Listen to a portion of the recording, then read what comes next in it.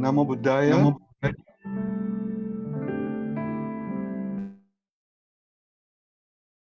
Once again, Namo Buddhaya. This is KL Lim here, your MC for this evening.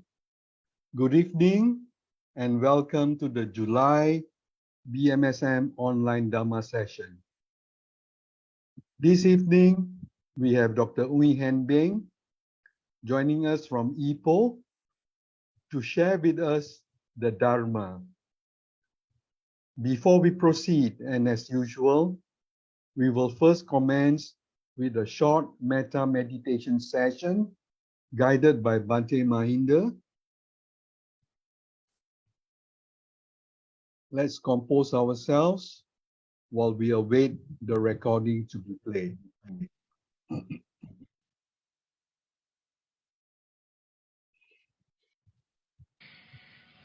Please keep your body upright. Adjust your body to an upright and relaxed position. Keep your head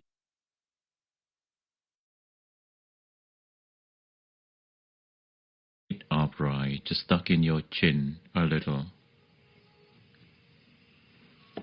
Feel your shoulder joints relax. You may choose to close or half close your eyes. Bring your attention within. Bring your attention close to your hearts and observe a sense of calm and quietness. Remain in this state of mind with clear awareness. Whatever phenomena that arises, the sounds that you hear, feeling, sensation that arises, just be aware. Your mind is not disturbed, not distracted. In this state of calmness, you will now commence the practice of metta or loving kindness, wishing yourselves to be well and happy. As you tell yourselves to be well and happy, feel a sense of well-being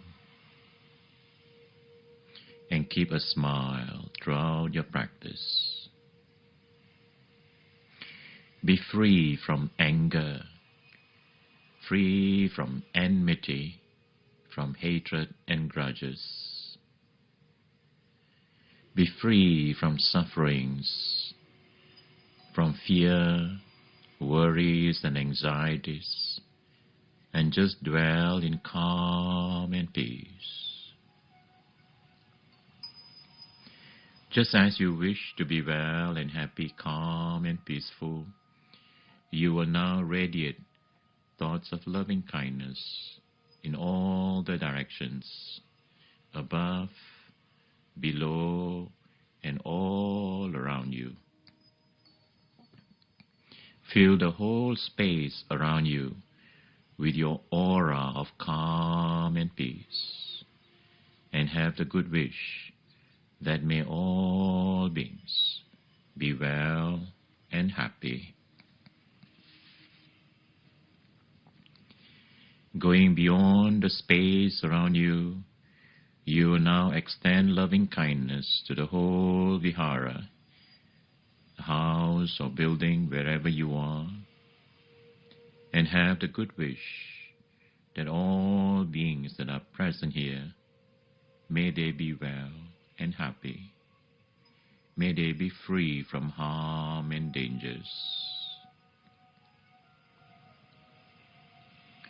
Now extend your thoughts of loving kindness to all the surrounding areas, all the neighborhood, reaching out to the whole country, that all beings be well and happy. May they be free from harm and dangers. May they dwell in peace and harmony.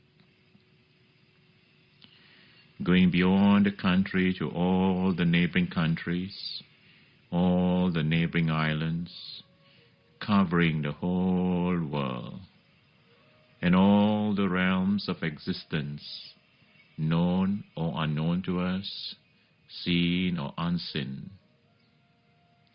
that may all beings be well and happy. May they be free from harm and dangers. May they dwell in peace and harmony.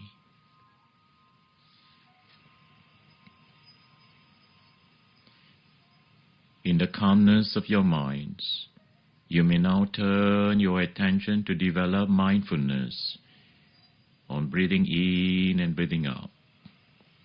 As you breathe in and out, just relax and be mindful of the in and out breath.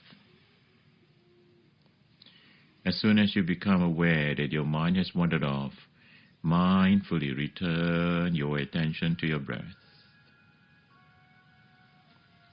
Just continue your practice for the next 10 to 15 minutes.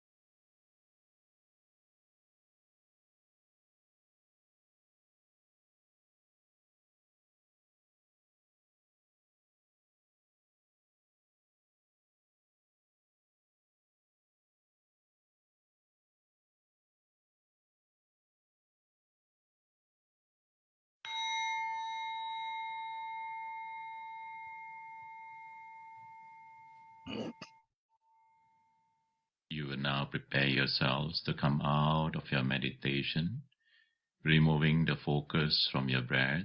You will return your attention to your body.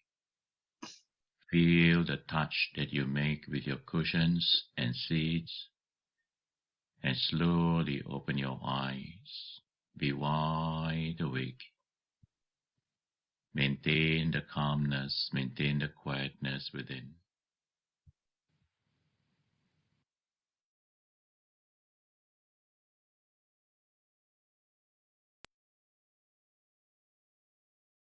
Brothers and sisters in the Dharma,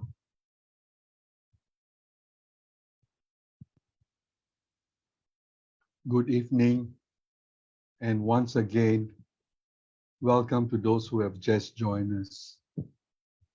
This evening, Dr. Hean Beng will be sharing with us Touching Lives, Happy Lives, in which he will dwell on dana, how it touches lives and promotes happiness.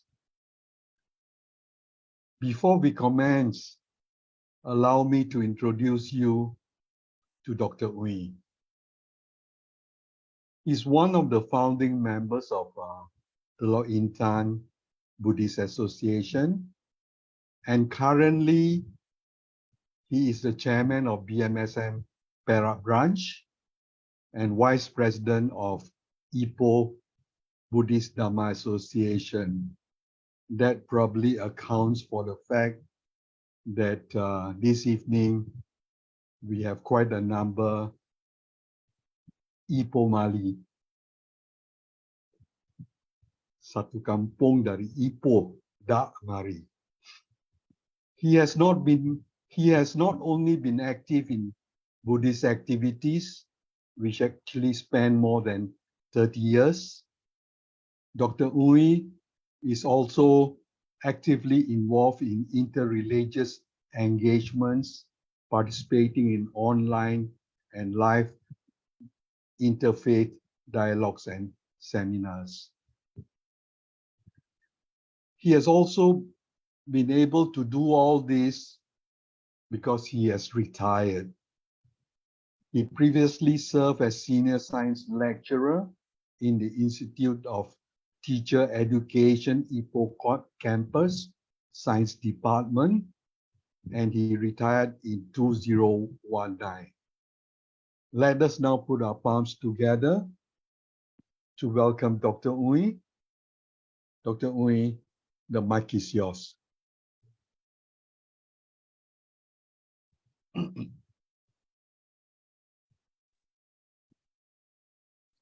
Thank you, Brother Kealim, Sukhiyoto, and a very good evening to all of you. This is my first time going online like this, a bit nervous. Anyway, just like to share the slide before I start, so please give me some time. Can you all hear me? Yes. Yes, okay, good. Let me share the slide.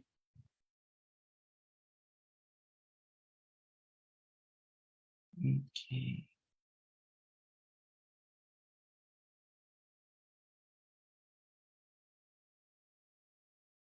Can you all see the slide?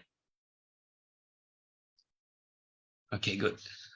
I chose this title or this topic, Touching Lives, Happy Lives, simply because I was very touched and find that the vision and mission of BMSM to be something that is absolutely very, very meaningful.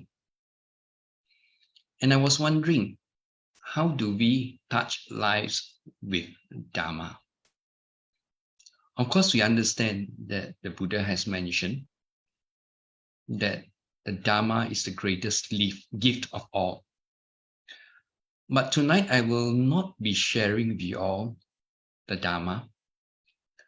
Not so much, I won't say totally none. But my focus of this tonight's sharing is basically on how do we touch people's lives. Of course, as a Buddhist. And in touching lives, we are actually practicing to be a good Dhamma Dutta, where service, purity, and wisdom comes in. The dana that I'm going to speak about is not the material kind of dana. Actually, there are 7 gifts that I like to share with you all. That's why in the earlier part of the slide, you see number 7 over there. I will briefly go on with dana, continue with dana, where I think most of us already know what dana is. And I will go after that to the 7 gifts that touches lives with Dhamma. Let us look at dana first. We all understand that dana is one of the 10 paramis that the Buddha talked about. And generally, we understand dana as the act of giving. Besides that, we know that there are 2 kinds of giving. The first kind of giving is the material kind, where it can be measured, where it can be seen, it can be held. Whereas the other type of dana is non-material. And these are the intangibles. Something that probably we cannot hold on to, but nevertheless, it is very, very important that this form of dana is also practiced. We understand that we are encouraged to practice charity because it is a virtuous practice.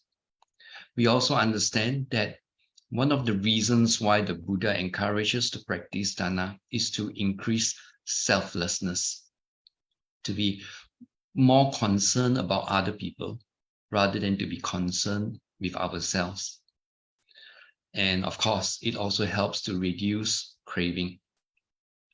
But what is most important to me in the practice of dana is that it must come from our hearts.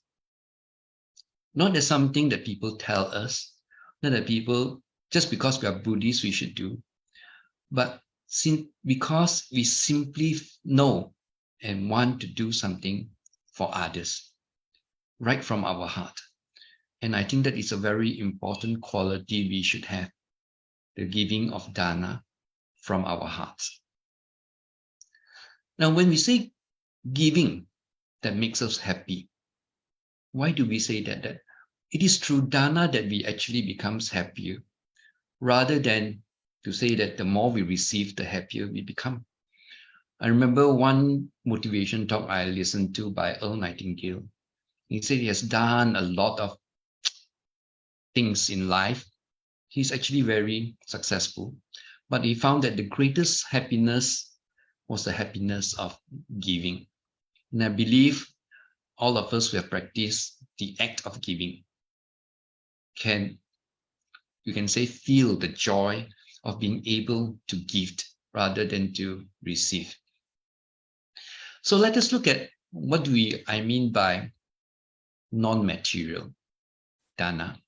Number 1, the reason why I focus on non-material dana is because I believe it helps to build relationships. And that's what our motto is, isn't it? Right? Touching lives with the Dhamma. And it is through non-material dana that we build relationships. And when we have good relationships with our family, with our friends, with our colleagues, definitely it will automatically lead to a happier life for us and also for others. So here, when we talk about gifts, I mentioned earlier that it must come right from our heart. Therefore, the gifts must be genuine. And when it is a genuine gift, it not only produces happiness for the giver, we all, but it also produces happiness to the receiver. Now, when we talk about dana, the Buddha did mention that the dana must be given with right intention, that the receiver and the giver must have the right mental attitude to receive and get the full benefit of the gift. But to me, we give simply because it is something good to do rather than because we want to gain merits. That's why I say from the beginning, whatever we give must come from our heart without expecting anything in return. So tonight I'm going to share with you a few characteristics of the gift that I have in mind. Number one, this gift of dana can be transferred. So when you give that gift to one person, another person, that person can actually use the gift that you have given and be transferred to many other people.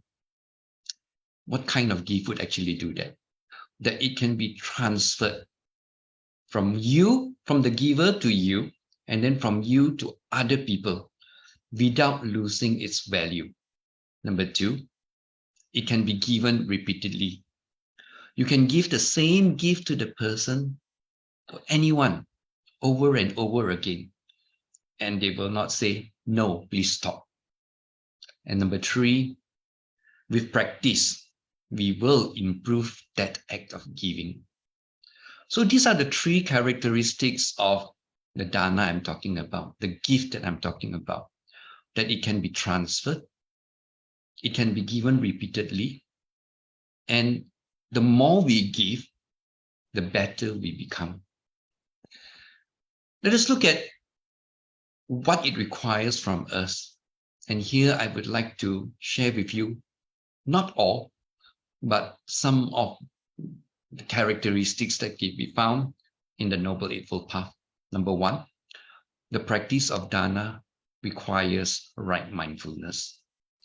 Number two, it requires right speech.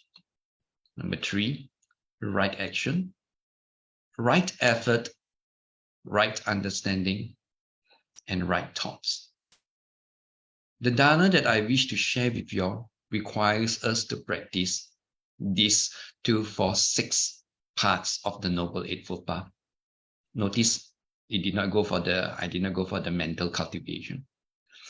So these are the things that we require to be constantly aware of when we speak of these 7 gifts that I'm going to share afterwards. Of course, as I mentioned earlier, dana is one of the 10 paramis. So it's generosity. But the practice of these gifts also requires effort.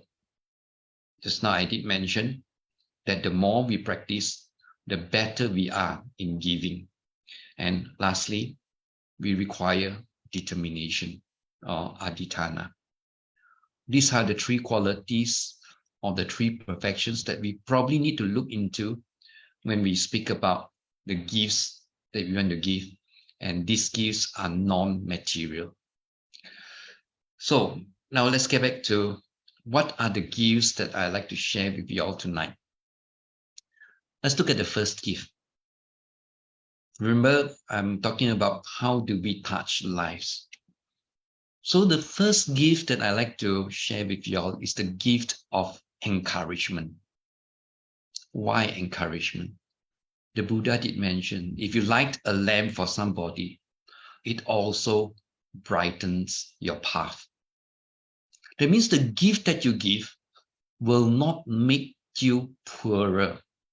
It will not make you have less, but you actually becomes more enriched by that gift of encouragement. And what are the effects of encouragement? Number one, you help people to gain courage to face challenges. You know, sometimes when, let's say, our children facing exams, a bit of encouragement, you're doing well, that it's okay, right? Work hard, right? You will be able to succeed. You make people feel that, yeah, okay, I will be able to do it. You know, because many people sometimes lack confidence, they lack the courage to go into a new venture. But with a little bit of encouragement, with a little bit of pushing, they'll probably be able to do that. Number two, One of the things that we find very challenging is taking risks.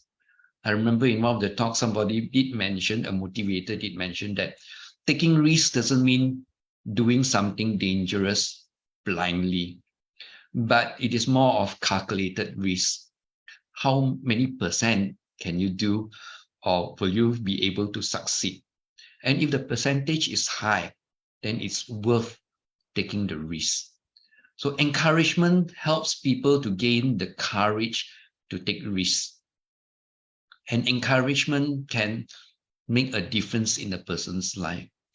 Recently, I was in Sungai Petani to attend a funeral, and after I did meet with my auntie, and one of my nieces actually was supposed to go to matriculasi, and she was a bit doubtful whether she'd go or not. So I talked to her a little bit, gave a little bit of encouragement, and later the auntie mentioned, now you are good to go. She felt so happy that now, with the encouragement that she received, that she's going to make the decision to go for matriculasi, which is in Kelantan, and she's from Sungai Petani. She's from Sungai Petani. And the fourth thing that we do when we give encouragement is that we make people feel valued, that they are worth something, they are capable of doing something, and it also makes them feel motivated to do something. So encouragement is something that we don't need money. We just need to have, remember just now, right speech, even right action. And sometimes a hug is enough to encourage people. No need to say very much. So encouragement is a very, very important gift to give to people, especially those who have very low motivation, who have very little confidence. Give them a push, and it can do wonders to them. There are three types of people that we will encounter. Number one is what is known as the well poisoners. These are the people who tell you, oh, you shouldn't be doing that. You shouldn't be doing that. How can? Not very easy. You should give up. These are the people who will discourage you from going forward. Number two, we have the lawn mowers. These are the people who only tend to their own needs. But the people that encourage are actually the life enhancers. They are the one that reach out. They are the one that enrich. They are the one that inspire people. So when we say touching lives with Dhamma, we want to give people the encouragement, the inspiration that Dhamma does do wonders to our life. Of course, this I got it from the book Encouragement Changes Everything by John C. Maxwell, a motivator. How do we practice this gift of encouragement? Number one, have an eye for accomplishment. There are many people in the Buddhist society that does work very quietly. And sometimes nobody say, thank you. Nobody say, you've done a good job. We just take it for granted that, well, you're the committee member. That's what you're supposed to do. But if you were to say, good job. Wow, thank you for your effort. That was very nice of you to do it. Don't you think that will actually motivate the person? Will make the person feel happier, feel valued. So be on the lookout for little accomplishment that people have done, the effort that people has put in. Tell them, let them know we appreciate what they have done. And this is a very strong kind of encouragement for them to continue doing what they are doing. So be more alert to people's effort, even little efforts by children, by adults, anybody around us, colleagues, and so on. That would be a very good way to help them get motivated and encouraged. The second one is willingness to remark the accomplishment or effort in a sincere and truthful manner. I was a teacher. I can say that I was quite stingy with my praises. But when I observed my students, because I was also a lecturer in the Teacher Education Institute, I always reminded my students, my trainee teachers, not to simply give encouragement, praises. For example, oh, sangat bagus kerana cuba. That is very automatic, that is very insincere. Right? To me, it's like recorded praises. No. When we want to give people encouragement, we want to acknowledge people's effort, it must be sincere, it must be truthful. We don't say, oh, you've done a good job, when actually he or she did not do a good job. I mean, constructive criticism is also very, very important. So praise, when praise is really, what you call that? You can say, how shall I put it? It is sincere, put it that way. The second gift that I would say is a good gift is a gift of energy. And in Buddhist, we call it viriya engineer. Right? And what are the gifts of energy? Why good energy? Number one, energy works well with encouragement. Number two, I will explain this further. Energy leads to commitment. Now, if we are encouraged to work, we will put in more effort to work. When we feel that we are appreciated, we will be able to do more. Sometimes we do so much that we forgot time has passed so quickly. And because of energy, we are more committed to do the work that we are doing, whatever we are doing. Number three, energy is contagious. I mean, you look at Brother K.L. Lim, Brother Liao's sister, Lo Pai Ling, and all these. The amount of energy they put in BMSM is no joke, isn't it? Not easy. But when we look at them working, then we feel, oh, these people are great. Maybe we should also follow them. You know, it gives us the motivation, or we can say they become the role model to us.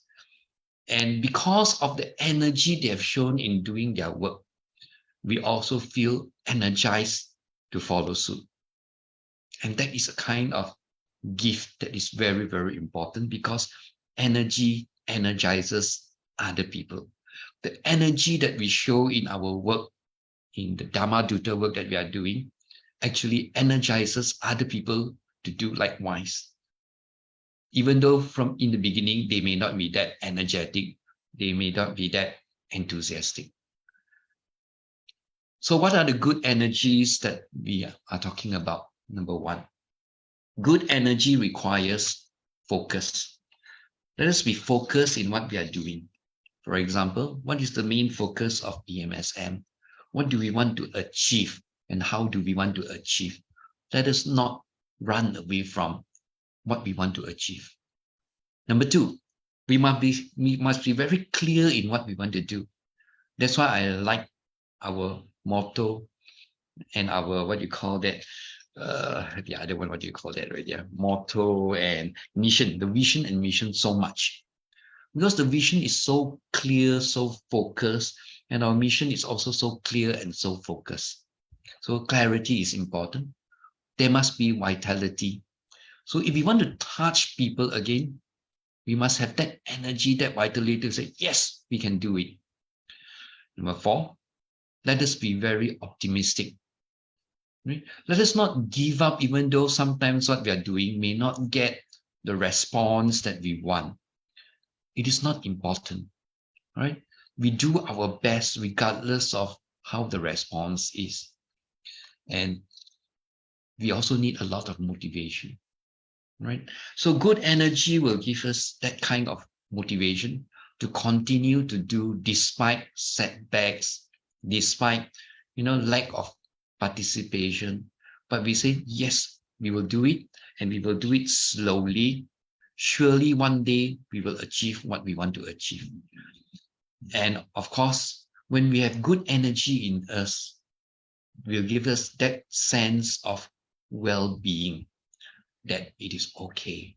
And when we have that general sense of well-being, we definitely will feel happy, not discouraged. So energy is everything. Your thought begins with it, your emotion amplifies it, and your action increases the momentum. And I believe in the first word of the Dhammapada, the mind is the forerunner of all things. So your emotions, your action requires a lot of energy. So let us work. And also I've mentioned energy is contagious. Either you affect people or you infect people. And it can be, probably if you say the energy is good energy, you will affect and infect people in very positive ways. What do you mean by you affect people? You make people want to do, you see people, when people see you being so energetic, you affect the people, how people look at you, how people respond to you.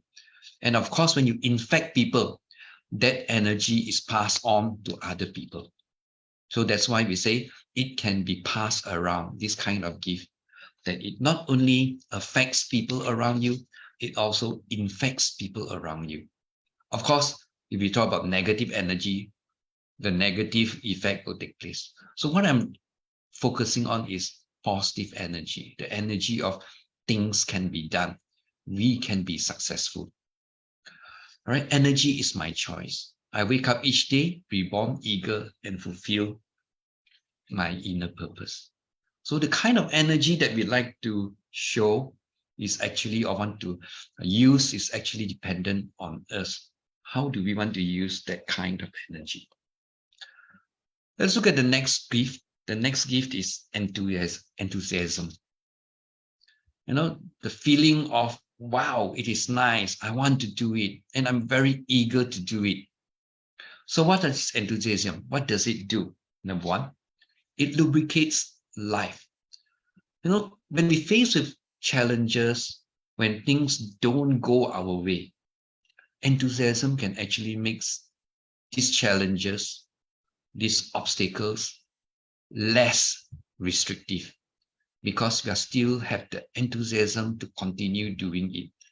And again, it's also very, very, you can say, infectious, this kind of enthusiasm.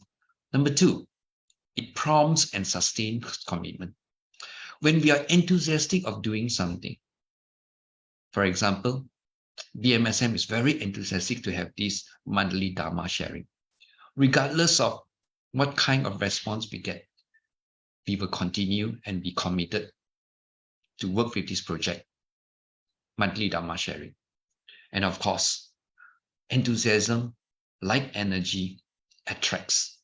When people see you're so enthusiastic to work, they'll be wondering what makes you want to be like that, or what makes you behave like that. I was a teacher and people always ask me this question, why are you so always happy teaching? Basically because I enjoy teaching. And people did ask me if I have a chance to choose another career, what would I choose? My answer is I will still be a teacher. I enjoy that. Okay, like energy, enthusiasm is contagious. I mentioned it. It's powerful as dynamo, contagious as measles, spread it around. So let us carry on our Dhamma Dutta work with enthusiasm. Because when we show that we are enthusiastic in doing things, in doing our Dhamma Dutta work, in talking about the Dhamma, people will feel it. My students used to ask me this question, sir, besides physics and Dhamma, what else can you talk about? They can even feel, I only have two subjects to speak to my students, physics or Dhamma. And they were very curious, why only these two subjects and nothing else? It may sound boring, but it is very, to me, it's very infectious. My students would say, why sir is like that? Why sir is like that? And it's quite interesting when the students ask you this kind of questions. All right, let's look at enthusiasm again. All right, how do we show it? We show it in the way we live and practice the Dhamma. Can we show the actual practices of Dhamma rather than just talking about it? And when people are able to see how we live and how we practice the Dhamma, people are actually attracted to it. Now, I was in the teachers training college. I used to go to the college office very early. And what I'll do is every morning I'll meditate before 8 o'clock. People used to think I was sleeping, and they were wondering, what is Dr. Ui doing every night? Until when he comes to the college, he was sleeping. And later they couldn't stand the curiosity. They came to ask me, actually, what were you doing? Are you so tired? I said, no, I'm meditating. And that is the way I show this is how I practice the Dhamma. And people are very curious. They want to know. So we live and practice. And in fact, there was once, I was against my, my head of department. He wanted me to do something that I find a bit, I would say, very immoral, and I refused to do it. And when my colleagues knew about it, they came to me and said, Ui, sebenarnya you agama apa? Christian ke? I said, no, I'm a Buddhist.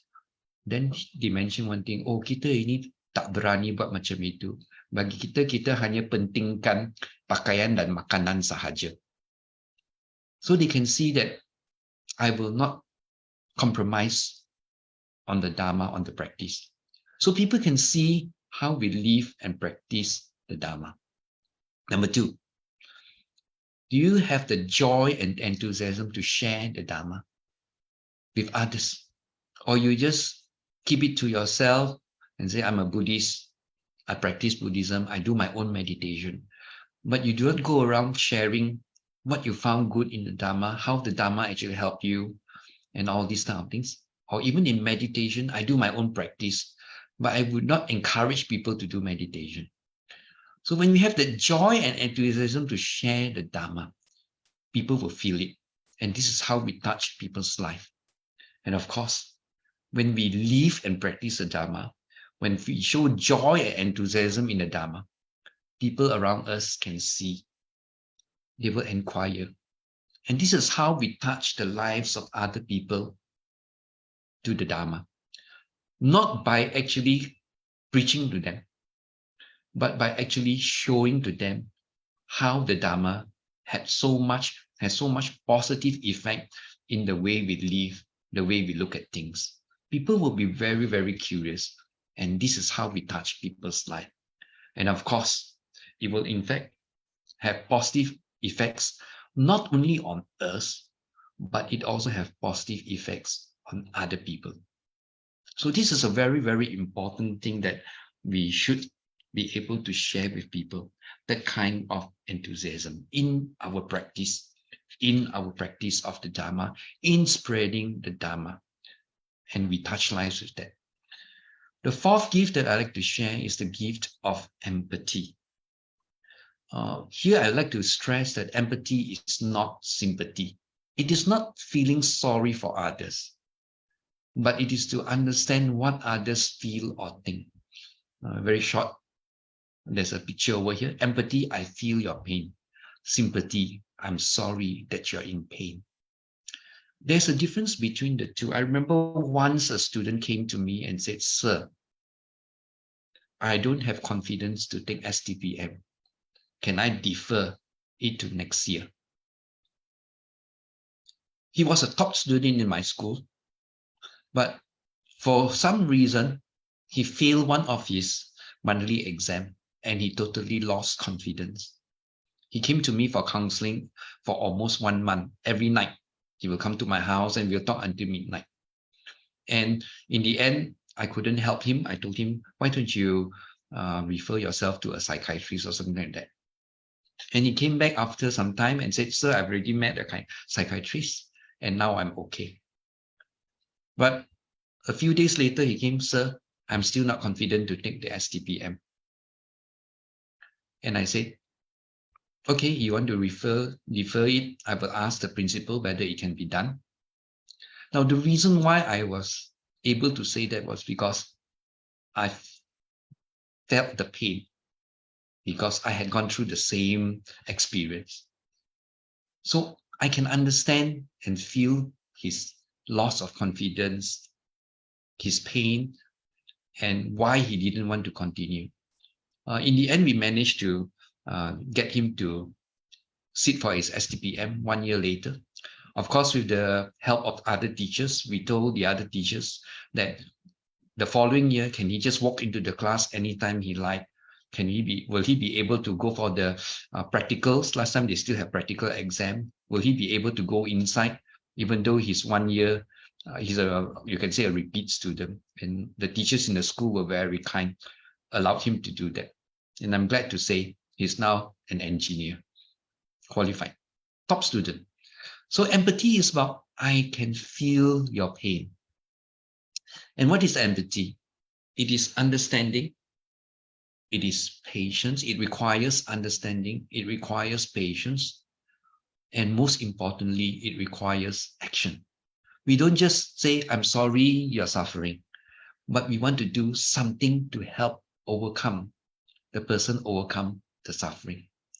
And it extends from identity. Remember just now I mentioned, I felt the pain of my student because I have gone through that period of loss of confidence also. So I could see where he was coming from. Number two, enhanced by proximity. How close you are with the person, how close you are to the event. And of course, if you have similar like experience, like what I went through with similar experience with my student, then I could understand and empathize him more compared to other people. And of course, it teaches one to live and to love and finally to serve. So this empathy is not only about, I feel your pain, but it's also about, can I help you to overcome the pain? But it's one particular thing that we have to be very careful about. This is what is known by this person as sentimental compassion.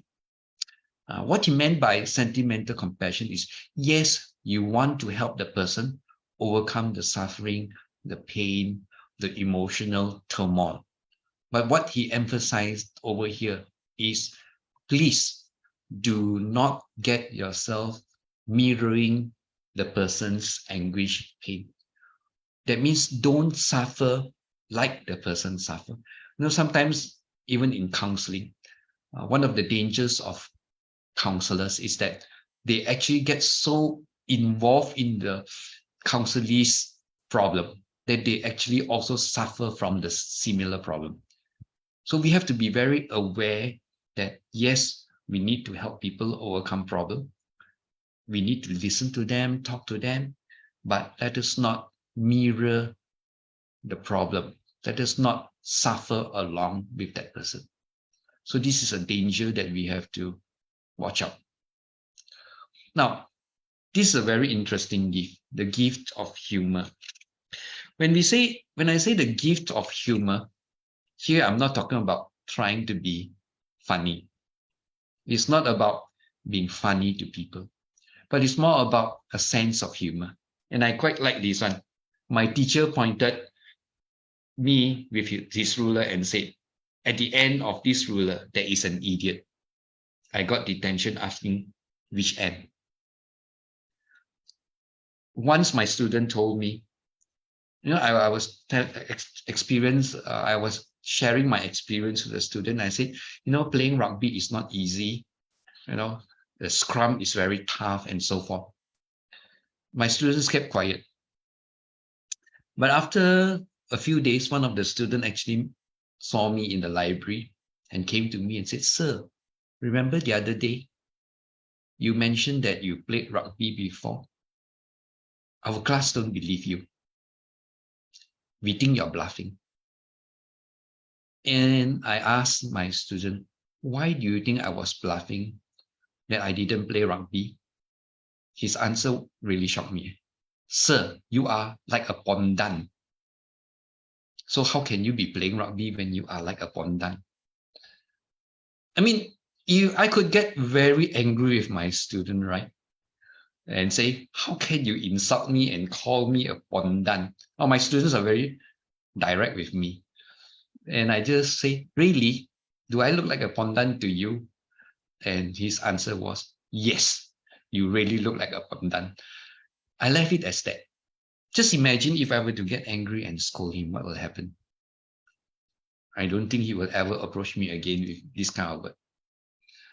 So don't take yourself too seriously. What I'm trying to say is that when you have that sense of humor, don't take yourself too seriously. Of course, it's another one. You can practice if you would like. Say these 4 words 4 times really fast.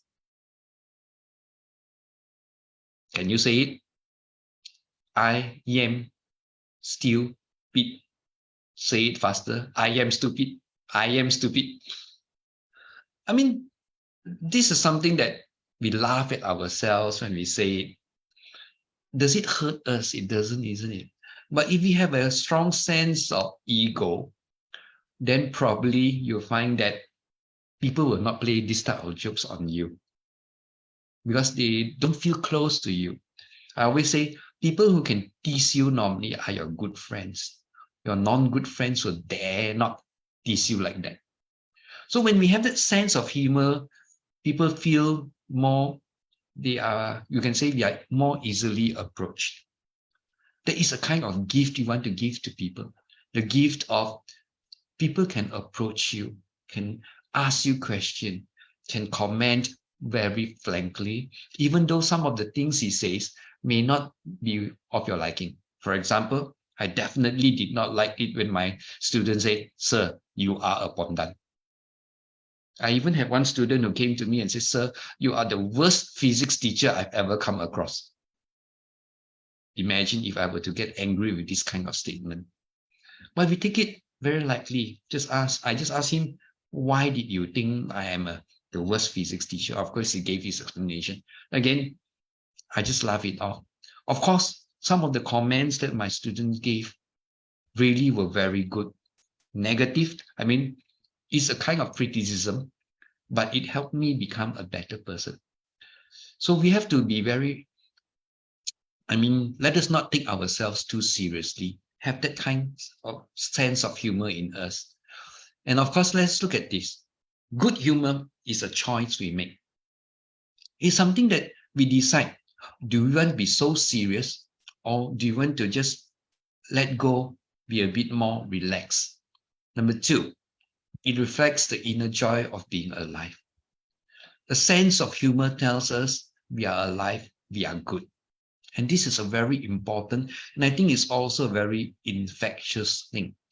When people can make fun of you in a very, I would say, very nice manner, right? It is okay. I remember once before we left school, we were told to draw a graph on our life, meaning to say we want to see how our life will progress after we leave school. And the graph I got was actually a straight horizontal line. And I asked my friend, "Why is my graph a straight line, whereas all yours are going up or up and down, but mine is a straight line, horizontal?" And my friend said, "Beng, you are the most boring person. So your life will also be that boring. That's why we drew a straight line for you."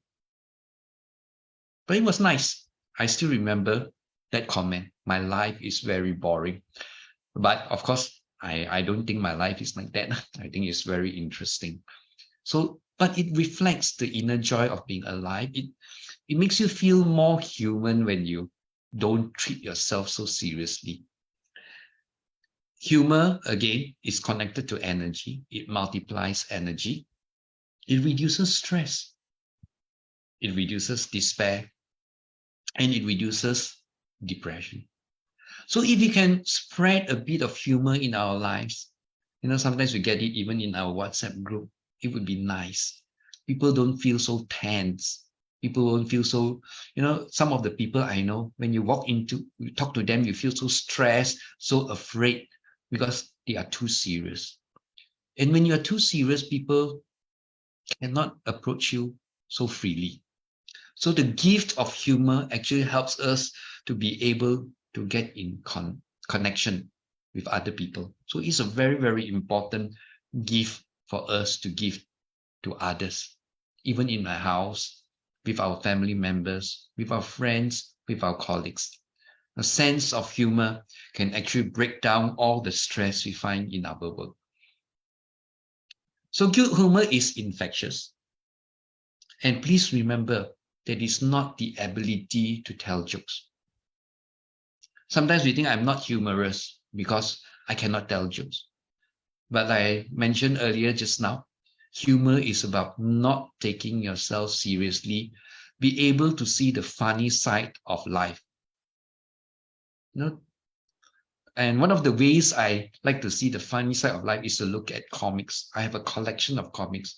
So every time if I'm a bit down, look at the comics, have a bit of laugh, and then, okay, things will go back to better, back to normal. So it is not about being able to tell jokes. I'm not a good person to tell jokes. I'm not very good in telling jokes, but once in a while I can, but not always. It's about looking at life from different perspective. Remember just now I said, don't take yourself too seriously, right? And that we must understand, regardless of what happens, we take that everything shall pass. I remember a story of a man being shot, and then he was taken to the hospital, and the nurse, while pulling him to the operating theater, asked him, "What are you allergic to?" His answer was, "I'm allergic to bullets." While he's going to die, he could actually make a joke. Then he asked another question. He said another thing. "Doctors, when you put me in the operating room, please treat me like I'm going to live, not like I'm going to die." That actually helped him to overcome his pain, led him to be more relaxed. And he also helped the doctors to feel more relaxed. I think we think that is a very wonderful thing, that despite him almost losing his life, he can still see the lighter side of life. Very interesting. Let's look at gift number 6, which is graciousness. I like to share something that happened to me when I was doing my teaching practice in Johor Bahru. I was from UTM, and they sent us for our teaching practice from Perlis until Johor Bahru. And I remember I didn't know anyone from Johor Bahru except a few friends in the same U. And I asked my friends, "Can you please help me find a room?" By the time I stepped into Johor Bahru, I have no room to stay. So I told myself, I will either sleep in the bus station tonight, or I'll go to the school and ask permission to sleep in the staff room. But out of the blue, a Malay boy approached me. I still remember his name, Asmi Hassan. He said, "Ui, I dengar you tak ada tempat tinggal. You datang tinggal di rumah saya?" I was shocked, happy but shocked, because I know him, he exists, but he was not a very close friend of mine. But he was so gracious that when he found out that I had no room to stay, he said, "You come to my house to stay." And he didn't even tell his parents about it. So when I went to his house, a very nice bungalow, he told his mother and his parents, "Kawan saya nak tinggal di sini." Then the mother just said, then I told the mother, "Makcik, saya tinggal di sini sampai saya cari bilik." And the mother was so gracious to say, "Tak payahlah, hanya 6 minggu tinggal di sini." And what is more surprising was my teaching practice was during puasa. The mother was gracious enough to prepare my breakfast, to prepare my tea, and then later buka puasa with them. I felt so touched that I did not ask for help from him, but he was gracious enough, and the mother was gracious enough to accept me without earlier notice. And this is the kind of graciousness I'm talking about, that it is intentional, right? That it requires us to practice. You know, sometimes I see, like there was once I remember one of my colleagues, his car met with an accident and he needed to go back. And he asked another colleague, "Can you please, can I take a ride from you?" And the other colleague just say, "Not convenient." That time I don't have any car or anything, so I can't offer him anything. But I felt Even though your house and his house may not be in the same direction. But I believe he asked for help because he thought you as a friend would help him. But he didn't. But even as a friend, if we know that our friend needs help, without even our asking, we should be gracious enough to help the person in need, without ever the friend asking, because I think that is very important. And it requires awareness. Like my friend Hasmi Hassan, suddenly he was aware that one of his classmates has no place to stay.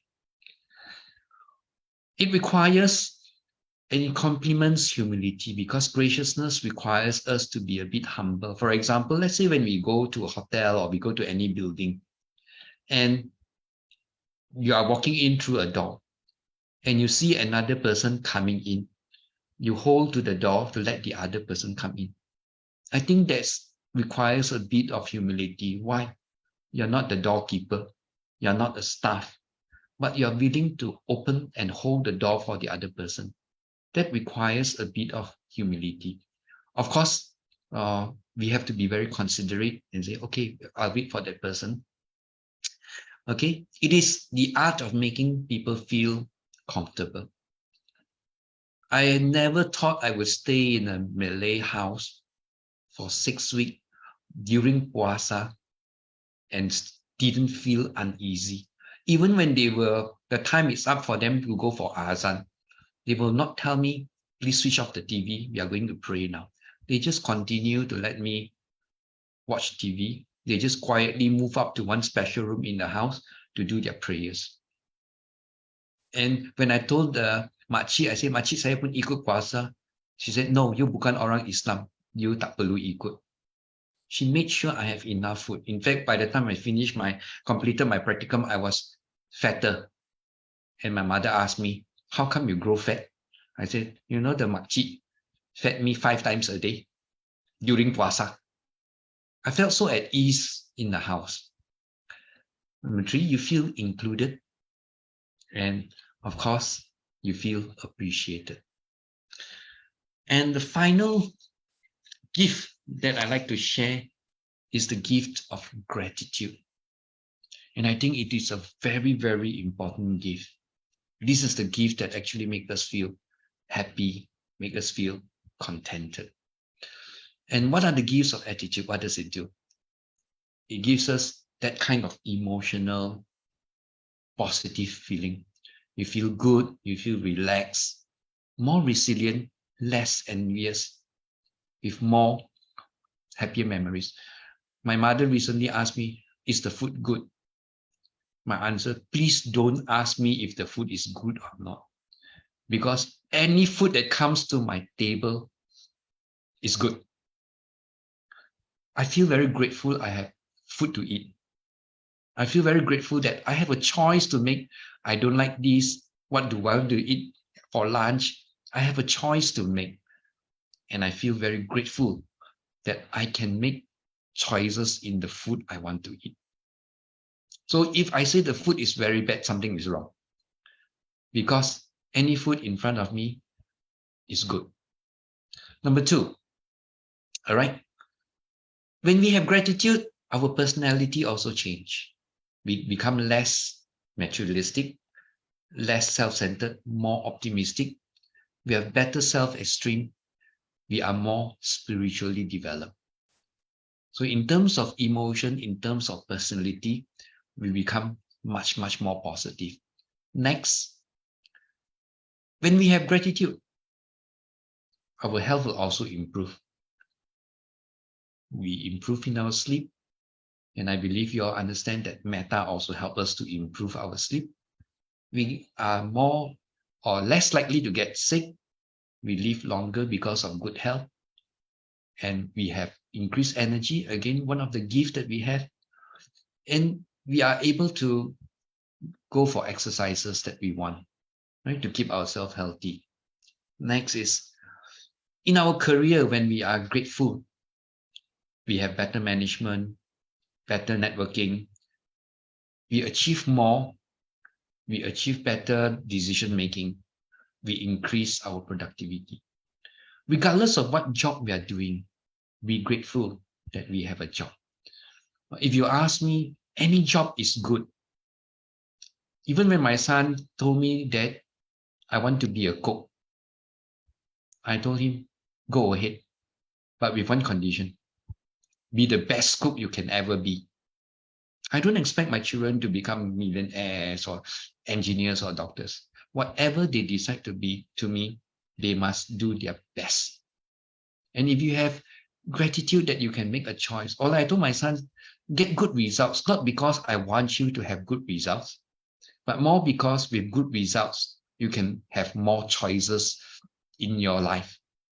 That's the function of good results. It's not so much of, oh, I can become a doctor, I can be, even if you get 10 A's. Like my son, he had very good SPM result, but he wanted to be a musician. And I let him be because that was the choice he made. I don't say, don't waste your time. Why don't you take up engineering? No, he wanted to be a musician. Although I was not happy, but that was his choice. I let it be. All right. And of course, when we are grateful, then we become more sociable.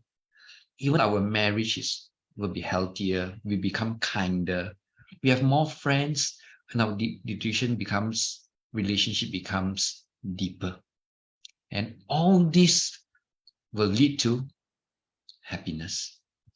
So we can see that the 7 gifts that I mentioned actually, in the end, gives a lot of happiness, not only to the people that we give to, but also to us. And of course, this one I won't go through. It's just to let you know that if we are grateful, we will have less physical problems, more time, less pain, more sleep. Even the sleep quality will improve. All right. We also have reduced depressive symptoms, and depression now is a big problem in the society. All right. So even our blood pressure will be much better. And of course, it is correlated with vitality, energy. Or shall I put it as enthusiasm, energy. I like to end tonight's sharing with this. This is a very interesting story I read very long time ago. The 7 wonders of the world. Of course, the one I showed you are actually the ancient wonders of the world. The story goes something like this. A teacher once asked the students to write down the 7 wonders of the world. And the students in the class started to write very quickly, all right? Taj Mahal, Great Wall of China, pyramids, and so on. But then the teacher noticed that there was this girl who did not write anything. And the teacher was curious and asked her, why are you hesitating? And the girl said, I'm still wondering what to write as the 7 wonders. And this is what she wrote. The wonder of the ability to see, the ability to hear, to touch, to taste, to feel, to laugh, and to love. Let's think about this. Are we grateful that we have eyes to see, ears to hear, our body to touch, tongue to taste, to feel? With a good mind, we can laugh, and our ability to love. And I think these are wonderful 7 wonders, according to the girl and to all of us. I think these are the things that we should be grateful for. The gratitude that until today, we are healthy, we can see, hear, touch, taste, feel, laugh, and love. Thank you very much. Wow, Dr. Ooi. I must say that it is so uplifting. I have not actually expected this. And it was so very skillful of you in the sense that you did not use any Dhamma terms, but there's so much Dharma in it. And it is As you were speaking, I could visualize, for those of you in the audience, I could visualize something like The Voice, the singing talent show, where the judges were having a very blind view of the participant or that singer, and how when they were so enthralled by that singer, they will push that button and their chest will turn. And that visualization, I saw signs of that when Dr. Wee was speaking. I could see chair after chair after chair after chair turn. So kudos, Dr. Wee. It was such a wonderful. I feel, as I say, it is uplifting. You affected me. You infected me. You touched me. And I must say that, as you can see, it made a very much happier me. Right now, you were talking about gifts. One of the things that occurred to me coming out from the pandemic and from MCO is, unconsciously, we all didn't realize that we acquired a very precious gift in the process. And that precious gift is to be able to smile with the eyes. We were all wearing masks, but we developed that skill to be able to see from half the face being blocked, but to see and know that the person is smiling. And that how we were touched by their sparkle in the eyes. So that's another gift. No, I'm not going to elaborate more on this. Basically, I would like to just pass it on to the audience as to whether you have. I'm sure that Dr. Wee has picked the interest of those following in the Zoom room and on Facebook Live as well. So if you have any questions and you want to post questions, those in the Zoom room, I would request you to turn on your video so that we can see your raised hands, or please unmute yourself to post your questions. As to those following on Facebook, please type up your questions in the comment section and we will read it out. So now I open the floor to any questions or any comments that you want to make.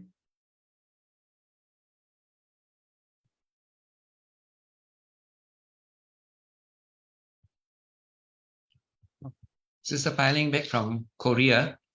Oh, yes. Yes. Yeah, I just how came was back. Thank you. I thought to Uh, say something. I think I didn't really send to you. See, Brother Wei, I have said that you are such a wonderful Kalanya Mita, and one of the I feel very comfortable with you. Every time I can count on you when come to interfaith or any presentations. And you always make extra effort to travel all the way from Perak to KL. Imagine now, brother and sisters, you take the train, and come down and present and go back, because he's another one. This one is from one of the sister. I didn't send to you. Let me read to everybody. She actually this is actually a talk to be given to the American Bar Association Rule of Law in KL. It's on the 24th of May last month, after your Vesak. Then she said to me, sister, good afternoon, Sister Law. Brother Dr. Wee joined the second half of our conference today.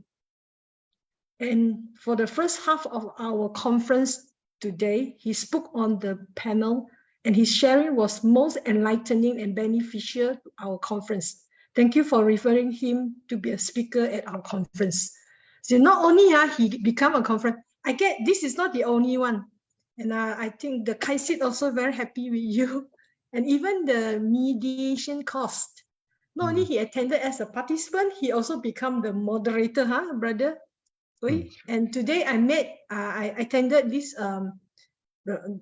conference, and the IIUM professor is still there. They still remember. So we must revive this, what you call that, religious mediation cost. And I said, okay, Ken, you let me know. I will. I'm thinking of you, that you become one of the, I wouldn't say moderator, facilitator, they call it. Thank you again. Thank you. It's Thank very you. enlightening. Thank you, Sister Lo. Yeah, Sister Piling, essentially just like how Dr. Wee delivered his talk, his sharing just now. He actually spoke a very different language. He spoke from the language of the heart. And he talked about just now those 7 gifts that he brought up. It was something that he actually very much related with. So that made the whole presentation totally different. It was not a textbook presentation. So that is why when an audience listens to him, it is totally different. So he, to me, embodies touching hearts, touching lives with Dharma. Thank you. Yeah, So, very skillful, I have to say. yeah. Yeah. Anyone want to make any comments, or you have any questions for Dr. Ui? Like something, why are you like that, lah? Anyone? Maybe I just, I hope Dr. Brother Ui or Dr. It's not a burden Brother to Ui. you every time I call you last minute. Remember just now I said, don't take yourself too seriously. Recorded.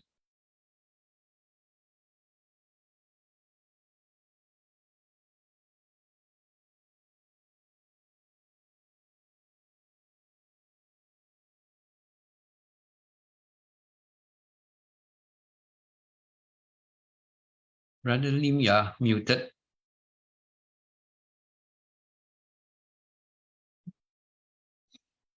Brother Lim, you are muted, Brother Lim. Oh, sorry. I think Dr. Ui, since you have covered it very much, there doesn't seem to be any questions. I give one last chance, one last opportunity. Speak or forever hold your peace, kind of thing. So one last opportunity for you to ask any question, even the most difficult question, because you know his personality now. He can take anything and he can just smile at you.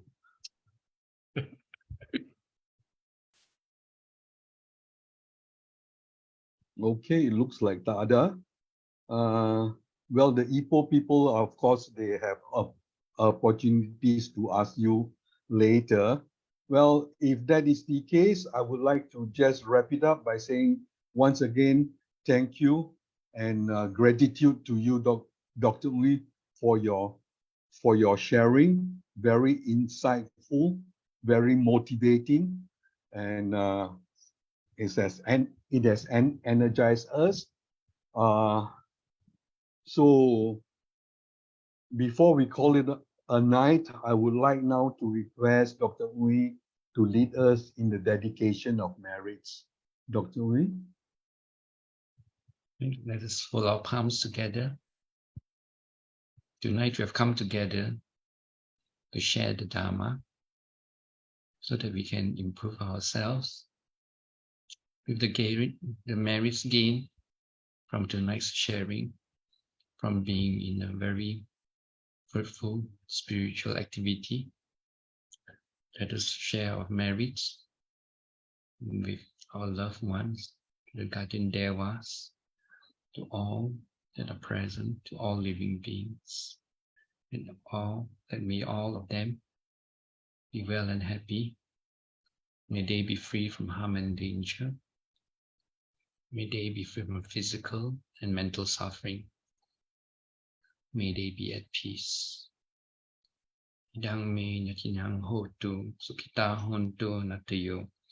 Idang me natinang hotu sukita hontu natayo. Idang me natinang hotu sukita hontu natayo. Sadhu, sadhu, sadhu. Thank you for joining tonight's session. Yeah. Thank you. Sadhu, sadhu, sadhu. Sadhu, sadhu, sadhu. Thank Sadhu you. to Thank you very everyone. much. Yeah. And Ipo Mari.